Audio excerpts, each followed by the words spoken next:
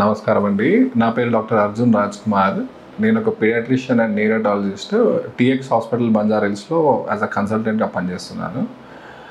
So ఈరోజు ఒక awareness programme చేద్దామనే ఉద్దేశంతో మాట్లాడుతున్నాను. ఏంటిదంటే ఈ మధ్యన చాలామంది పిల్లలు ఇన్ ద లాస్ట్ 45 డేస్లో మేము కనీసము అన్ని చోట్ల ఒక 57 చిల్డ్రన్ని చూసామండి, నోటీస్ చేసాము డయాగ్నోస్డ్ విత్ మమ్స్.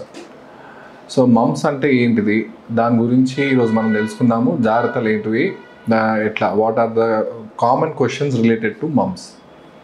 మమ్స్ని తెలుగులో గవద బిల్లలు అంటారు, కొంతమంది చెంపలు అంటారు, ఇంకా రకరకాల పేర్లు.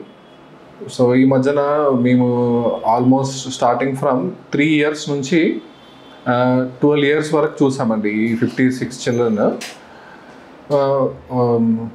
దవడలు వాపు, జ్వరము, నీరసము, తినేటప్పుడు నొప్పి అని కంప్లైంట్స్ తోటి వచ్చారు చాలామంది.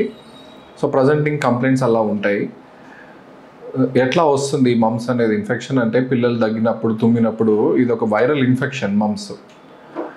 సో ఒక పిల్లల నుంచి ఒక పిల్లలకి, మనుషుల నుంచి మనిషికి వచ్చేస్తుంది.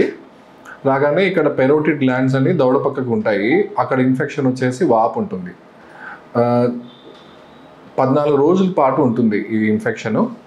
వచ్చిన మొదట్లో వాపు, నొప్పి, జ్వరము ఈ 3 ఉంటాయి. సో దీనికి తీసుకోవాల్సింది జాగ్రత్తలు ఏంటి, మన పిల్లలకి ఎప్పుడైనా ఇలాంటి సిమ్టమ్స్ ఉంటే కనుక ఐసోలేషను, ఇంట్లో స్కూల్కి పోకపోవటము, ఇలాంటి జాగ్రత్తలు తీసుకోవచ్చు. జ్వరం ఉంటే కనుక పారాసిటమాల్, ప్లెయిన్ పారాసిటమాల్ మీ పిల్లల వెయిట్ తగినట్టు ఆ నొప్పికి అది వాడుకోవచ్చు. బాగా హైడ్రేషను, నీళ్ళు, సూపు, గంజి, ఇట్లాగా హైడ్రేషన్ బాగా తీసుకుంటే త్వరగా రికవరీ ఉంటుంది. సో మేము చూసిన పిల్లల్లో మాకు 3 days నుంచి 8 to 9 days వరకు కొంతమంది పిల్లలు సఫర్ అయ్యారు. సో 2 to 3% పిల్లలు ఎక్కువ రోజులు సఫర్ అయ్యారు.